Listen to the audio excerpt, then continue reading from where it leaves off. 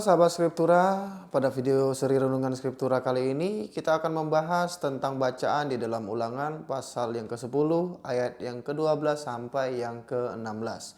Pada teks ini berisi tentang rangkuman yang sangat padat tentang apa yang Tuhan kehendaki dari umat Israel. Nah, Musa tidak berbicara tentang ritual yang rumit, tetapi tentang sikap hidup yang lahir dari relasi dengan Tuhan. Kita akan menelusurinya lewat 3 kata kunci dari bahasa Ibrani. Lalu menutupnya dengan refleksi singkat yang tetap berfokus pada teks kitab suci. Nah, kita akan langsung masuk saja ke dalam kata kunci yang pertama, yaitu ada yare. Yare yang berarti takut atau hormat. Nah, di dalam Ulangan pasal yang ke-10 ini, takut akan Tuhan bukan perasaan ngeri, tetapi sikap hormat yang diwujudkan di dalam kesadaran akan kebesaran dan otoritas Tuhan. Rasa hormat ini menjadi dasar dari cara hidup umat. Dan kata kunci yang kedua ada ahaf, yang berarti mengasihi. Kasih kepada Tuhan di dalam teks ini tidak berdiri sendiri, tetapi berjalan seiring dengan takut akan Tuhan. Tuhan mengasihi berarti melekat kepadanya dan menata hidup sesuai kehendaknya, bukan sekedar ungkapan perasaan.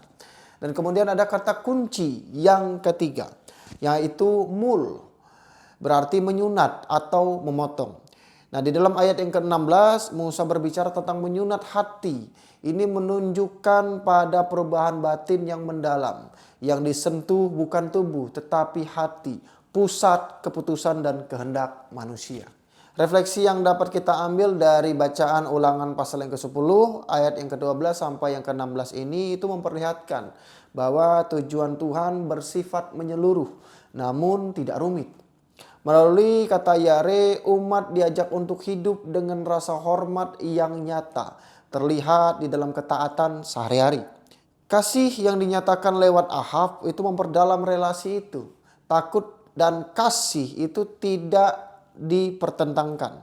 Takut dan kasih itu tidak dipertentangkan, tetapi saling melengkapi. Hormat tanpa kasih menjadi kering, dan kasih tanpa hormat kehilangan arah.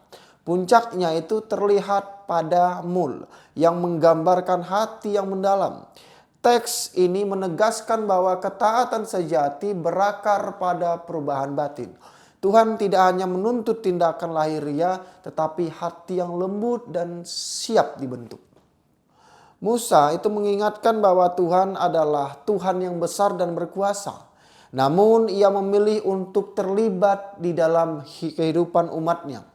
Karena itu respons umat bukan sekedar kewajiban, tetapi jawaban atas siapa Tuhan itu. Melalui bacaan yang terdapat di dalam Ulangan pasal yang ke-10 ayat yang ke-12 sampai yang ke-16 ini, kita diajak untuk melihat iman sebagai hidup yang dijalani dengan hormat, kasih dan hati yang terus diperbaharui di hadapan Tuhan. Kiranya teks ini dapat menolong kita untuk hidup dengan hati yang taat dan terbuka bagi karya Tuhan. Terima kasih sudah belajar bersama dengan menyimak seri Renungan Skriptura pada kali ini. Sampai jumpa dan Tuhan Yesus memberkati.